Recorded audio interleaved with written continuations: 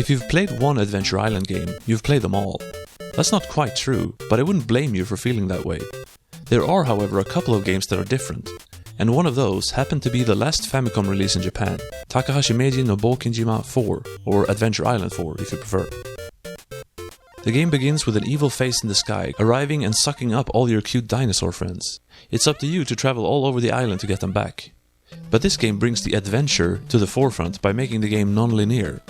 As you leave your house and your girlfriend Tina waves you goodbye, you come to a stone that you can't pass. Then you go underground, find this big bat, and get a hammer when you defeat him. Use the hammer to break the block and proceed. There are more tools and items like that to find that allow new actions and unlock more areas. Some you get by beating more mini-bosses, some you get from mini-games. Most of these require you to hit the A button as fast as you can, so a turbo controller is a good idea. Unlike previous games, no longer do you have to keep finding fruit to not die from starvation or whatever. Now you have a simple heart-based life bar that can be upgraded. You can heal yourself with a heart or a potion that you win at one of the aforementioned minigames, or by collecting 9 fruits. But back to the items. Your main weapon is a bone, which is actually useful throughout the game. Both of the hammers are more or less just to remove a certain obstacle each, and to break stones. The torch can light fires, the spear can upthrust and cling to logs, the bubble thing blows bubbles, which puts out fires. The umbrella lets you float and shield against water drops. The boomerang can shoot upward, and the tomahawk is just a stronger version of the bone. There are 3 vehicles, if you can call them that, a sled, surfboard and a skateboard that lets you move quicker over ice, water and ground respectively, and when you use them you can jump on enemies' heads. The special items include a ticket that you use to get back home instantly, an egg that you can place on pedestals to teleport to, a compass which shows a rudimentary yet impressive map of the area, and the ferry brings you back to full health when you die. But it resets boss battles if you die there, so it's somewhat pointless.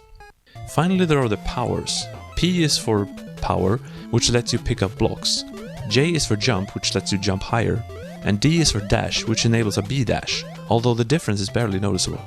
The dinos you've rescued can be fetched at the ranch or whatever it is. The red one shoots, the blue one also shoots, but with worse range. There's a flying one, a swimming one, and finally a green triceratops that spins like Sonic. These will go away if you go into a door, but you can still use them. If you get hit once, however, they go back to the ranch. As might be expected of the last Famicom game, the graphics are great. Not the best or anything, but still very good. The music is nice and the control is too, although I didn't expect to swim by just holding down A, that was unusual.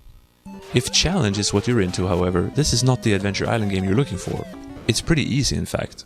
You can use respawning enemies to your advantage to collect fruit over and over to refill your health in a pinch. And no enemies drain more than 1 heart when they attack you. At your house you can sleep, which nets you health along with a password, which isn't the shortest, but it's not that long either. I had a great time with this one. The change in formula, along with the well-designed stages and reasonable challenge, makes it a winner. For me, this is the best Adventure Island game.